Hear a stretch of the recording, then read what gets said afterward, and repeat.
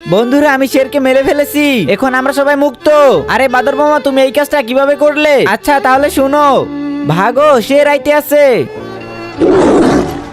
এখন আমার হাত থেকে তোদের কে বাঁচাবে? শের মামা আমাদের খেও না, এক শর্তে তোমাদের খাবো না। আমার জঙ্গল ছেড়ে তোমরা অন্য জঙ্গলে চলে যাও। অন্য জঙ্গলে তো একসাথে 10টা শের থাকে, ওরা তো আমাদের একদিনই খেয়ে ফেলবে। শেরজি আমরা একটা কাজ করি, আমরা প্রতিদিন একজন একজন করে আপনার কাছে চলে যাব, এক একদিন একজন একজন করে খেন, তাও আমাদের এই জঙ্গল থেকে বের করেন না। সেটা না হয় বুঝলাম, আজকে কাকে খাবো? বন্ধুরা আজকে আমি যাই, তোমরা আমাকে ভুলে যেও।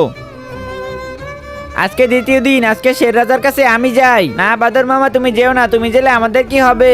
এখনো কেউ আইতে আসে না কেন? তোমরা কেউ চিন্তা করো না, আমার মাথায় একটা বুদ্ধি আছে। শের রাজা আমি আইসা পড়ছি, 5 ঘন্টা ধরে খিদে মরতে আছি আর তুই এখন আসলি। তারপর কি হয়েছিল দেখার আগে তুমি কি ফ্রি ফায়ারকে ভালোবাসো নাকি তোমার মা বাবাকে?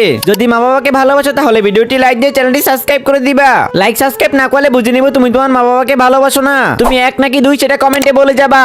শেরজি রাস্তায় একটা অন্য শেরের সাথে দেখা হয়েছিল, আর সে আমাকে খেতে চাইছিল, অনেক কষ্ট করে আপনার কাছে আইছি। কি চল তো দেখি কোথায় সেই শের। ওই শেরটা নদীর ভিতরে। কি রে আমার জঙ্গলে আইসা আমার শিকার কি শিকার করার চেষ্টা করো? আজকে তো শেষ দিন। ইয়েস, পানির উপরে ওরই ছবি ভেসে উঠছিল আর ও মনে করছে অন্যটা শের, তাই ওই পানির ভিতরে লাফ দিয়ে নিজেই মারা গেছে।